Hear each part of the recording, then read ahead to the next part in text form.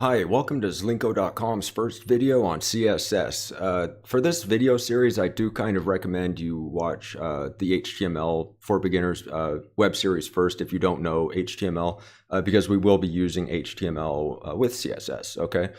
And the first thing to know about CSS is it kind of goes hand in hand with HTML, so there's really no point in learning CSS if you don't also plan on learning HTML and vice versa. Okay, so if you learn HTML, you'll need to learn CSS somewhere along the way. So the first thing to kind of know about CSS is that we're going to be using CSS to change how our website looks. We're going to use it to change how things on our website act and look and just make it pretty, basically. So up till now, you might have noticed if you were following along in the HTML video playlist that our web pages look very dated, right? They look very old, maybe from the early 90s. They look basic. The text was really basic and things like that.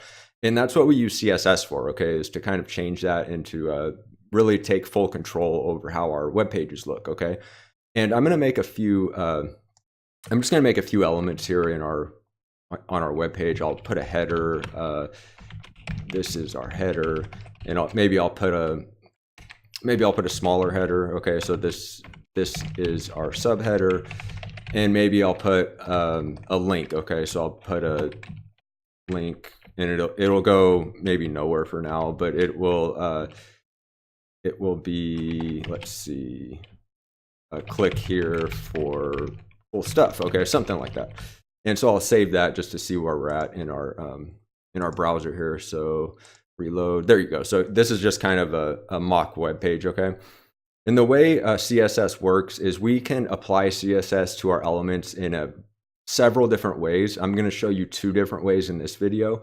There's a third way that's a little bit more advanced that I'll probably get to in subsequent videos. The first way is just to add a style attribute to your tag. So h1 style, and anything between the quotation marks there is going to be our CSS.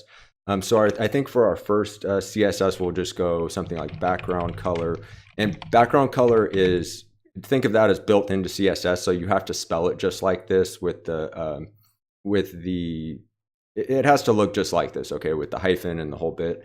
And we'll set it to, and that's how we set something with that colon, and we'll set it to red, okay? And I do kind of recommend you get in the habit of just putting the semicolon at the end of each kind of statement there. So it's just, you don't have to for this example, but I do recommend just adding that semicolon after each component in your CSS, okay? Because we can add multiple components within each style. I know that was a lot of information. I think we'll get back to that later. So I'll just save that and reload. There you go. So now our background color is red for that element. And you might have noticed also that the element actually stretches across the whole page in this example. You might have thought, well, maybe just the text would have the background, but it applies the CSS to the entire element, okay? And in this case, in my browser, Firefox, the element does stretch across almost the entire web page, and that might change a little bit from browser to browser. And so anytime you're working with CSS, I do kind of strongly recommend that you are checking everything in multiple browsers. So you might want to download, if you just use Chrome, you might want to download Firefox and Opera and Safari and basically as many browsers as you can, just to make sure that the CSS is doing what you want in each browser, okay? The second way of doing this, I'm just going to take that out. I'll leave the style attribute there for now. I could also take it out. Let me just take it out. So sorry about that. The second way we can add CSS to our elements is add a style. Oops. Style, not style. Yeah, style. Add a style element to our head element. So you can see the style, this highlight area is within our head element. And from the style, we can just add our CSS there. So we can go h1, and that's going to point to our header element. And you'll have to do the curly braces there. And the curly braces are going to be next to your P key on your keyboard. So you see it goes IOP where you type, to the right of that, there'll be the curly braces. So if you just hit shift and then those those keys with the brackets on them. That's how you get that. And anything within this will be our CSS. So background color red. And this did the exact same thing we just looked at. So I'll just save it and reload. It should be the exact same. But if I go, I'll make it yellow just to show the difference. So yellow, save it, reload. So same thing. Okay. The difference with doing it this way is that in this example, this will apply the CSS to every single H1 element. Okay, so if I add another H1 second, just something to put there, and I save that, it will also apply it to the second one. Okay, because it's all when you do it this way, it'll apply it to every single element using the style element in your head element. Okay, so the third way we can kind of do this is we can add a class, okay, a class attribute, and we can name it whatever we want for the most part. So I'll name it this is a test, and then what I can do is go up here, and the way we make sure it's a class, the way we declare it as a class is we just put a period. So period, this is a test, and that is going to correspond with whatever we named it down here, right? So this is a test, and then period to make sure the browser knows it's a class, and then this is a test. And I'll change the background color again to blue or something, and I'll save that and reload, and there you go. So now it's it applied it to only the elements that we added that class to, right? Because we didn't add it to the second head element, we only added it to the first. So if I copy that and paste it down here, it will apply it to both elements. Okay, so reload, there you go. So so that's the third way of doing it. The fourth way of doing it is called an ID. An ID is really, really similar to class. The only difference is the attribute is called ID, and the attribute is called ID. And instead of the period, we're going to use the hashtag. So, we're just going to use the hashtag. So, and this tells the browser that this is an ID instead of a class. And I'll explain the difference in a moment, but just kind of look at look at how that looks. I mean, just the difference. It's just that hashtag.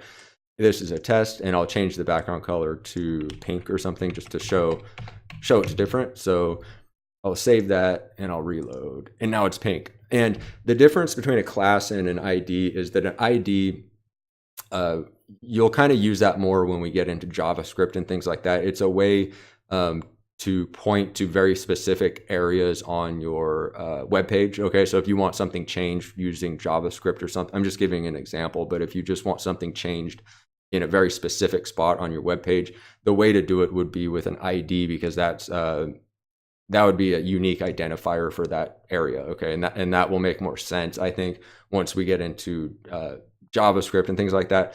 But I do think for now, usually 99% of the time, the class will be just fine. So we could just go class, and you won't even have to worry about that. So I save that and reload. There's our pink background. And again, it only applied it to the first one because we took the class out of we took the whole element out, the second H1 element. So I know that was a lot of information kind of for a first video, but I just wanted to show you the few ways that we can add CSS. And from here on out, it's really just a matter of learning the different keywords, right? The different keywords for if I want to change the background color, if I want to change the border, if I want to make things react in a certain way when the browser window gets smaller or larger. That's how we're going to do it, is with either putting it inline. That's called inline when we just give it a style. Actually, I'll add it to the another one. So inline would just be considered style attribute, and put our CSS directly in there. So background color black. This might not look very good, but save it. And then that background color turned black. This is called inline, okay, when you just kind of plop it right in the element tag. And this other one, we can just know that there's that way too. We can just give it the class, and then up in the style tag in our head, we can just add the CSS right in there. And we can go down and add another class. This is another class, and so on. So you can add all your CSS up here instead of down inline, and that will keep things a little more organized for you than just putting it inline. But using the inline style here, the style attribute is very useful sometimes if you just want to tweak one little thing. And the style will generally override whatever is up here. I know that was probably way too much information, but just know that there are a few different ways to add CSS to our web pages. And in the next videos, we'll definitely get into more detail using CSS to really kind of change things the way we want them to. And I hope you really enjoyed the video. Thanks so much for watching. Please subscribe to my YouTube channel and check out my website, slinko.com. Thanks.